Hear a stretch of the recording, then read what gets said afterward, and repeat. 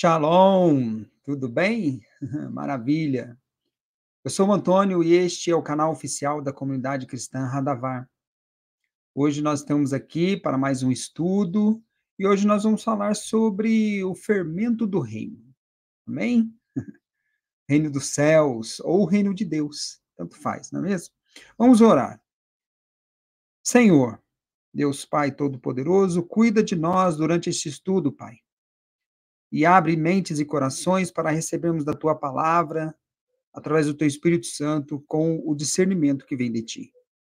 Nós te rogamos sempre em nome de Jesus. Amém. Maravilha. É isso. Como sempre, ah, compartilhar a tela para que nós possamos começar o nosso estudo. Aí, o fermento do reino. Muito interessante. Nós já temos falado em estudos anteriores sobre o reino dos céus, ou o reino de Deus. Em alguns estudos, nós tratamos desse assunto. E podemos perceber que Jesus veio falar do reino de Deus, ou do reino dos céus. Afinal de contas, a primeira pregação dele, e até de João Batista antes dele, teve foco no reino. Ele dizia: arrependei-vos, porque é chegado o reino dos céus. Olha que maravilha. Então é muito comum nós vermos, óbvio, Jesus falar sobre o reino dos céus, ou o reino de Deus.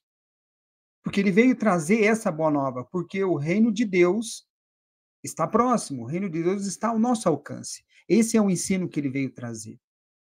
Então, como nós encontramos muita coisa a respeito do reino, também foi muito comum Jesus falar através das parábolas, porque ele não disse que o reino era um lugar, ele não disse como que era, ele não disse de que maneira, ele não deu assim de uma forma muito clara.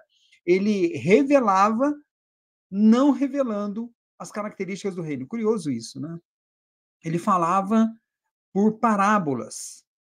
E através das parábolas ele colocou as características do reino. Porém, ele comparava o reino com questões completamente diferentes. Por exemplo, ele comparou o reino com uma pessoa, como o semeador, ele comparou o reino com uma semente, o grão de mostarda, e ele também comparou o reino com um fermento, com uma rede de pesca, com um tesouro. Ele comparou o reino com diversas situações, circunstâncias diferentes, coisas, pessoas, não é mesmo? Hoje nós vamos falar sobre o fermento do reino, que foi justamente baseado numa das parábolas de Jesus, em Mateus, capítulo 13.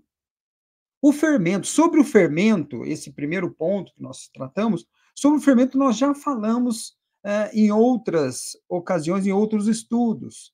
Quando falamos, por exemplo, da festa dos pães ázimos, nós falamos do fermento. Aliás, o pão ázimo é um pão que não tem fermento, por isso falarmos do fermento. Por que tira o fermento do pão, não é mesmo? Dessa mistura formando o pão sem fermento. Por que ele não pode ter fermento? Convido você a ver o estudo sobre os pães ázimos, sobre a festa dos pães ázimos.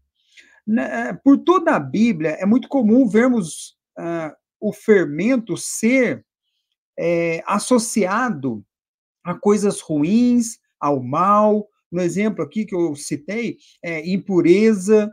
O fermento é uma coisa impura, o fermento ele representa algo maculado, algo que já está contaminado, ou ele mesmo contamina. Ele também representa orgulho, a arrogância. Isso cresce de uma forma muito rápida e cresce grandemente dentro das pessoas. O orgulho, ele se inflama, ele incha. Orgulho e arrogância. A mesma coisa acontece com o ego. Nosso ego, ele é expansivo, não é mesmo? Então, essas características estão na Bíblia sendo representadas pelo fermento. Logo, quando a gente falou de fermento na festa de pães ázimos, nós dissemos que o fermento, representando tudo isso, ele deveria sair de nossas vidas. Ou seja, comer um pão sem fermento deveria ser comer um pão sem essas impurezas e máculas, sem o orgulho, sem a arrogância, ou não nos alimentarmos disso. Não nos alimentarmos do orgulho, da arrogância, do ego, não alimentar o ego, é nesse sentido. Jesus, ele chegou a falar do fermento, nesse sentido, ele ele chegou a citar o fermento como sendo a doutrina dos fariseus. Em Lucas, capítulo 12, ele já cita o fermento como a hipocrisia dos fariseus. Então, o fermento na Bíblia, ele sempre teve uma característica associada a coisas ruins, ao mal. Porém, na parábola do fermento que Jesus usa para justamente caracterizar o reino dos céus, ele usa o fermento numa conotação exatamente oposta. Ele não fala do fermento como algo ruim. Por quê? Porque ele fala do fermento como o reino de Deus. Ele fala do fermento como o reino dos céus. É essa característica que é interessante na parábola.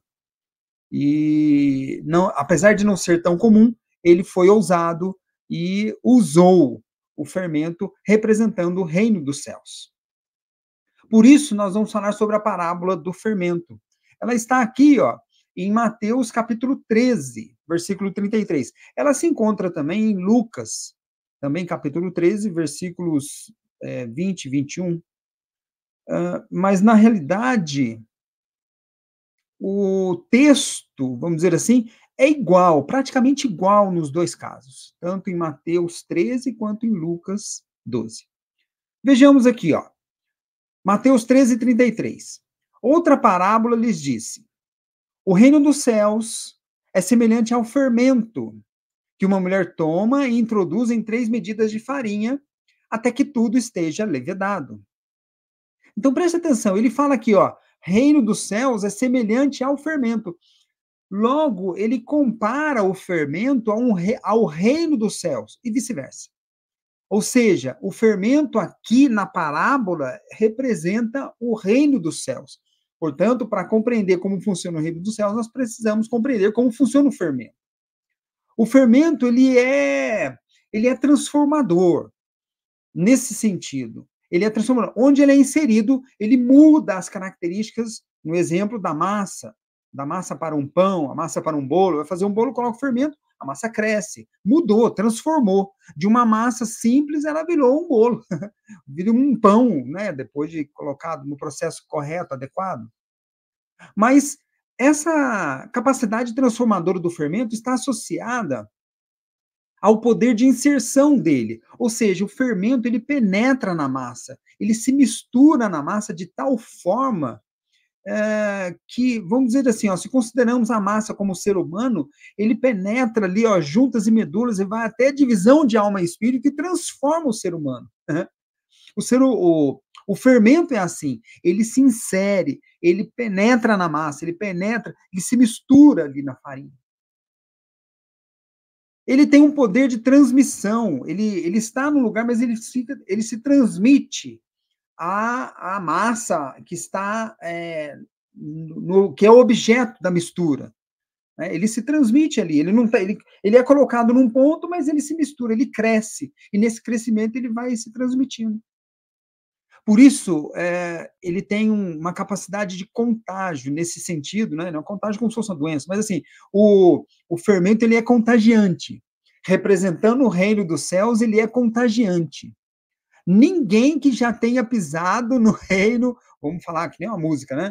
Quem já tenha pisado no santo dos santos, vai conseguir viver em outro lugar. É nesse sentido, a pessoa se contagia e quer transmitir isso para todo mundo. Olha que coisa legal. E por isso ele se expande. O fermento, ele não permanece parado, exceto se ele já estiver ruim, estragado, mas o fermento não permanece parado. O processo de fermentação, ele permite e provoca a expansão da massa. É nesse sentido. Essas características do fermento fazem com que haja uma transformação. Muito importante isso.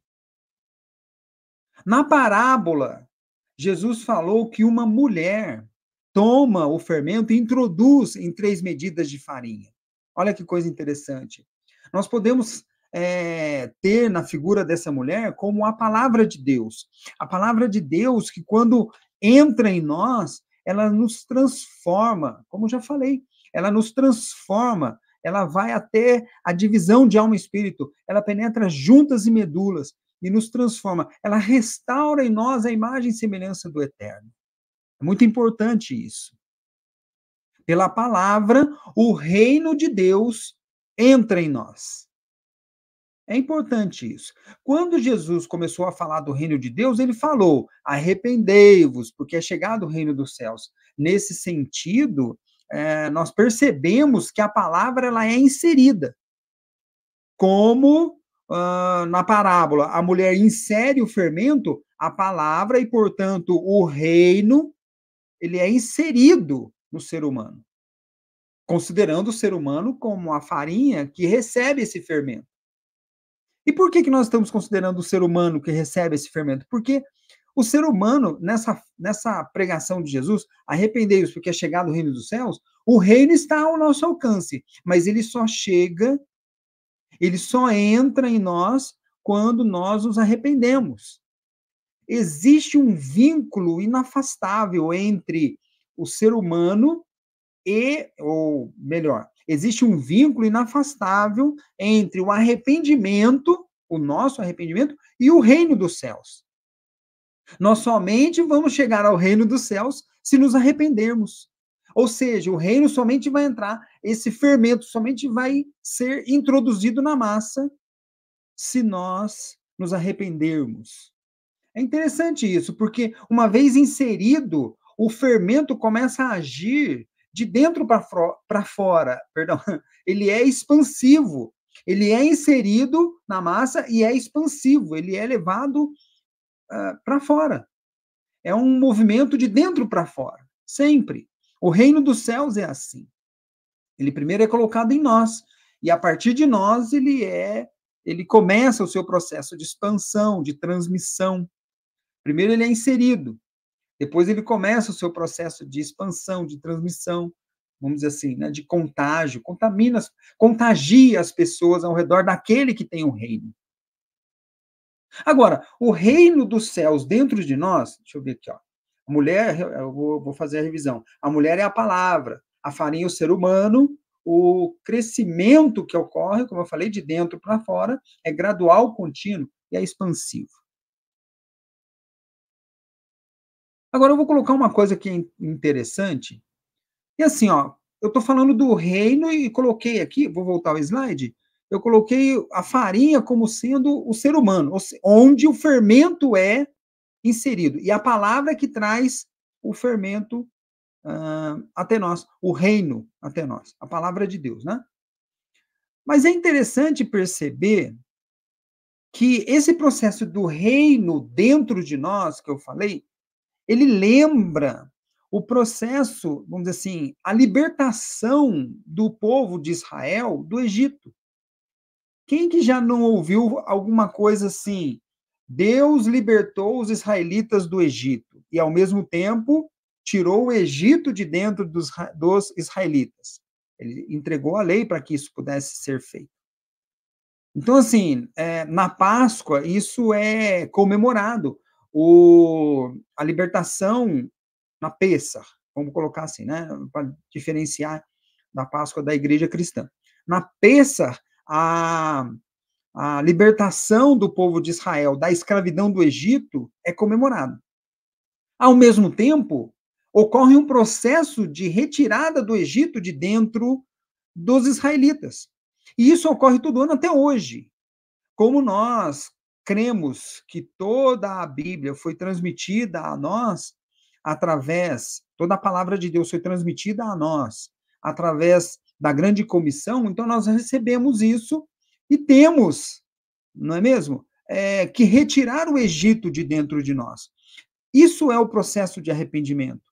Quando nós retiramos costumes antigos, práticas antigas, palavras do mundo, práticas do mundo, coisas que na realidade não deveriam pertencer a nós e nós estávamos de uma maneira mais fluentemente realizando. Então, esse processo de retirar o Egito de dentro de nós é um arrependimento, e é um arrependimento que traz o reino de Deus. É nesse sentido que o reino de Deus, ou o reino dos céus, entra em nós e esse fermento começa a se expandir. É mais ou menos assim, ó. conforme o Egito vai saindo ou morrendo dentro de nós, o reino de Deus vai se expandindo no mesmo momento e no mesmo lugar. O Egito diminui, o reino se expande. É importante isso. Em Mateus 4,17, Jesus fala, né? Nós já colocamos isso sobre o arrependimento. Desde então, começou Jesus a pregar e a dizer: arrependei-vos, porque é chegado o reino dos céus. Nós podemos verdadeiramente considerar que, uma vez instalado, o reino começa a se expandir. E eu coloco essa expressão instalado, porque o reino precisa ser introduzido em nós. O reino precisa ser inserido em nós. E ele é inserido pela palavra. Aquela mulher. A palavra que insere o reino. Nós ouvimos a palavra, aumentamos a nossa fé, e aí temos o acesso ao reino. Isso é o arrependimento. Quando nós retiramos as coisas do mundo, nos aproximamos do reino. Porque a partir dali, nós voltamos a expressar a imagem e semelhança de Deus em nós. Nesse sentido. É interessante também observar que Jesus, na parábola, fala que a mulher insere o fermento, introduz o fermento em 3 medidas de farinha. Olha que coisa interessante. Essas 3 medidas de farinha, elas aparecem em Gênesis capítulo 18. Deixa eu ver aqui. Gênesis capítulo 18. Foi uma ocasião em que 3 anjos, olha a tela aí, ó, o desenho, 3 anjos apareceram para Abraão, um deles, o próprio Deus, representando o próprio Deus, um deles, né? Esses 3 anjos apareceram para Abraão, Abraão os identificou de pronto, correu até Sara e falou para ela, ó, vai preparar pães, vai preparar bolos, depende da tradução, com 3 medidas de farinha. Isso está em Gênesis 18, como eu falei, no caso aqui, verso 6. E Abraão apressou-se em ir ter com Sara à tenda e disse-lhe, amassa depressa 3 medidas de flor de farinha e faze bolos. Tem versões que trazem e faz pães, não é mesmo? Não importa. O que importa é que ela utilizou aqui 3 medidas de farinha. É muito interessante porque essas medidas de farinha que se transformam em bolos ou que se transformam em pães, esses pães são a massa transformada, eles são oferecidos a Deus e aos anjos. Olha que coisa maravilhosa. E isso vem na parábola de Jesus como algo muito interessante, porque a partir do momento que nós recebemos o reino, e esse reino, o reino dos céus, como fermento, se expande dentro de nós, transformando-nos, ele também indica, com essas medidas de farinha, que nós deveremos nos oferecer a Deus como sacrifício vivo, santo e agradável em um culto racional. Olha que coisa maravilhosa. É assim. Então, essas medidas de farinha, a exemplo de Sara, que fez os pães e ofereceu a Deus e aos anjos, hoje nós recebemos o reino de Deus e cada um de nós deve também se oferecer a Deus em um sacrifício santo e agradável. Como um culto racional, não é mesmo? É assim. Então é isso. A parábola, ela vem mostrar justamente a inserção do reino quando nós nos arrependemos. Se não nos arrependermos, o reino não estará ao nosso alcance. Presta atenção. Ninguém que não se arrepende vai entrar no reino de Deus. Nós precisamos. A pregação de Jesus deixou bem claro isso. Nós precisamos nos arrepender para termos acesso ao reino de Deus. Sem arrependimento, não tem reino. E a partir do momento que nós recebemos o reino, esse reino se expande dentro de nós e ele é contagiante. E nesse ponto, nesse momento, nós teremos também condições de irradiar, transmitir essa boa nova do reino para todos aqueles que estiverem ao nosso redor, expandindo para o mundo. E aí formamos a igreja de Jesus. É nesse sentido que falamos do fermento do reino, porque é importante para nós que tenhamos ali o arrependimento e que, afinal, nós possamos realmente trabalhar a serviço do reino, permitindo com que esse fermento seja transmitido, essa massa fermentada seja transmitida aos nossos irmãos e irmãs, que ainda não conhecem, né? É isso. Maravilha? Esse é o nosso estudo de hoje sobre o fermento do reino. Espero que você se abra, se arrependa, se abra à palavra de Deus e permita que o reino se instale no seu coração, na sua mente, sendo transformado, não se conformando com esse mundo, mas sendo transformado pela renovação da sua mente, de acordo com a palavra, de acordo com aquilo que o reino espera de você. É isso. Uma ótima semana. Fica com Deus. Shalom.